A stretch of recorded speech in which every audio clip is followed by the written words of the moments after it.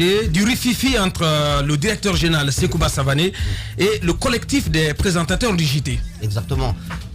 C'est une situation qui couvre depuis bien longtemps. C'est un ancien projet que le directeur général de la RTG a donc déterré, un projet qui consiste à réformer un peu les grandes figures, les figures de pro de la présentation du journal télévisé. Mais est-ce que la méthodologie qui est utilisée, qui est employée par Sekouba Savané est la bonne? C'est la question que je me pose aujourd'hui, puisque contre cette volonté de réformer officiellement, qui est l'argument placé par le nouveau directeur général, contre cette volonté, c'est donc ici un mur impénétrable qui est composé donc de ces animateurs, de ces présentateurs vedettes que nous connaissons. Ce sont les Fanasouma, ce sont Alia Kamara, les Adèle, et j'en passe, donc qui décident de s'opposer à cela parce que la méthode, selon eux, n'est pas du tout la bonne. Alors, quelle est cette méthode à laquelle ils s'opposent, Moussa?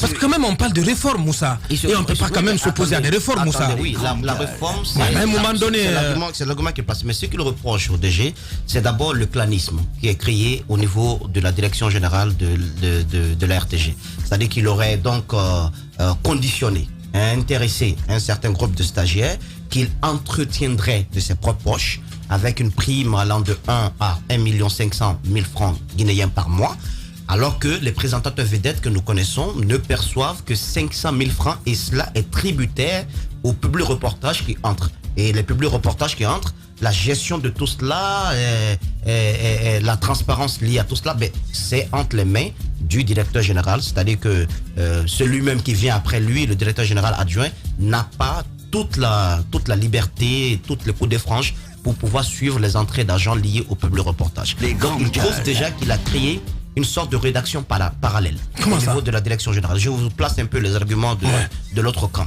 Donc, en faisant venir ces stagiaires, en les entretenant, et curieusement, il se trouve que beaucoup d'entre ces jeunes sont de la même ethnie que lui, parce que le mot ethnie revient. Ben non, mais écoutez, ça quand même. Je expose. Je suis d'accord quand même. Alors, je sais que c'est. Alors, Abakar, oui. Alors, je pense qu'il faut me laisser finir. Je vous laisse finir. Donc, il trouve que c'est une gestion assez unilatérale. On ne peut pas créer une rédaction parallèle, donc en mettant en place, en conditionnant ces jeunes, en les plaçant là, et en décidant comme ça, de façon assez brute, d'enlever de l'écran de l'écran tous ces présentateurs vedettes que nous connaissons depuis tout. Décider de les enlever tous? Oui, parce que tous ils souhaitent reformer. Oui. Bien, même pas les enlever tous quand même. J'ai échangé avec le plus célèbre d'entre eux. J'ai échangé avec Fanasouma, qui est horrifié par cela, qui est estomaqué, qui ne comprend absolument pas, qui se sent humilié. Comment ça? Parce que la méthode, mais écoutez. Il est prévu, attendez quand même. Oui, bien sûr. Est-ce qu'il est prévu que Fana parte? Selon nos échanges, oui, il est prévu. Moi, je trouve que ce n'est pas normal. C'est mon avis. Alors, et le directeur général, je pense que hier, il a pu échanger avec le ministre. Et donc, il a placé ses arguments et autres. Mais il faut qu'il entende la peur des gens. Oui. Il faut qu'il entende la peur des gens. Mais quand même, Fana, il a aussi fait son temps, Moussa. Non, il n'a pas. Mais si, quand même, il a fait son temps. C'est un vieux lion. Mais non, mais quand même, Moussa. Mais si, moi, parce que celui qui est vu comme qui est quelqu'un qui viendrait prendre leur place. Le jeune Ibrahima Souri. Oui, mais quand même, c'est l'un des meilleurs. Je vais te dire une chose. Oui. Lorsqu'on fait une réforme au niveau de la présentation du journal télévisé, est-ce que j'ai besoin de rappeler que la présentation, que le journal télévisé, c'est la vitrine de toute télévision, et que les figures de proue comptent beaucoup dans l'attirance des téléspectateurs. Parce que ce qu'on oublie, en télé, le contenant compte beaucoup plus que le contenu. Si l'image qui est vue, parce que l'emballage peut amener le téléspectateur à ouvrir le cadeau, à ne pas l'ouvrir. On peut tout de suite zapper. Si l'emballage n'est pas bon, on ne va pas ouvrir le cadeau. Oui. Il faudrait que, alors, de telles réformes, on procède par méthodologie. Oui. C'est-à-dire que vous pouvez injecter de temps à autre de nouvelles figures. Mais c'est ce qu'il essaie de faire quand même, Moussa. Mais la méthode est... Fana Souma, puisque vous parlez de Fana Souma, il a fallu qu'on lui donne sa chance, Moussa, sur cette chaîne. Oui, mais il a fallu qu'on lui donne sa chance, Moussa. Il faut qu'on donne la chance à d'autres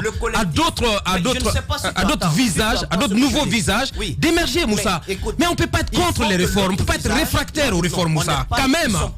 Mais si, ça n'a tout l'air, Moussa. Je suis pas d'accord. Une méthode qui ne respecte pas du tout la dignité de ceux qui étaient là avant. Qui peut quand même, qui peut oublier, qui peut dire que Fana Souma ne tient pas encore la route. Ce monsieur tiré. Je n'ai rien contre lui, Moussa. Quand il prend la parole, quand il ouvre le journal, vous voyez son cou bien attaché, qui entame, qui avec sa célèbre phrase, merci de nous avoir suivis, où que vous soyez dans le monde. Alors, ce monsieur, non mais c'est vrai. Parce que moi, je vous dis une chose. Mais ça peut être une célèbre phrase qui a fait son temps aussi. Parce qu'il faut changer du disque. Écoutez, pourquoi pas? On a besoin peut-être de nouvelles phrases, tout simplement. Manassouma a inspiré plus d'un. Je suis d'accord. Je n'ai absolument rien contre lui, mais moi je suis pour les réformes, Moussa. Je suis pour les réformes. Je suis pour les réformes. Personnellement, je ne suis pas le seul, Moussa. Laisse-moi te dire ça. Beaucoup de Guinéens sont dans la même position que moi et aimeraient, des Guinéens aussi bien de la Guinée d'ici que d'ailleurs, aimeraient voir de nouveaux visages sur le petit écran, sur la télévision nationale, Moussa. Pas de façon aussi brute, aussi rapide.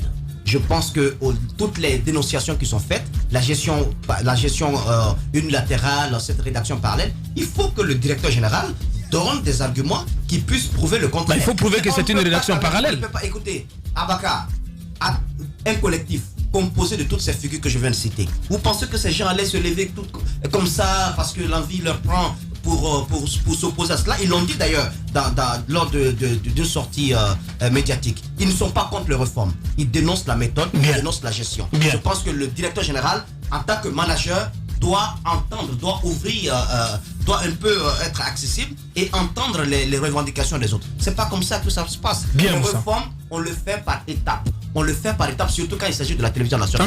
On ne sort pas comme ça. Comment vous allez procéder parce que vous êtes DG d'Espace TV? Je remis à côté au fur et à mesure, d'abord en misant sur la formation, ensuite en mettant auprès de ces icônes-là, ces jeunes qui vont apprendre au fur et à mesure. Mais Ibrahima Sory, Moussa. Mais il présente merveilleusement bien, Moussa, quand même. C'est le seul. J'ai besoin. Non. Oui. Vous avez besoin de. Les autres montraient quoi? Leur incompétence? Non, pas du tout. Pas du tout. Mais je pose la question, quelle aurait été votre approche, Moussa? Actuellement, oui. ce dont la RTG a besoin, ce ne sont pas de nouveaux présentateurs. La RTG a besoin de contenu. Le directeur général peut travailler sur le contenu. Cette histoire de présentateurs et autres... Alors, ce qu'on fait, on va entendre Sekouba Savané.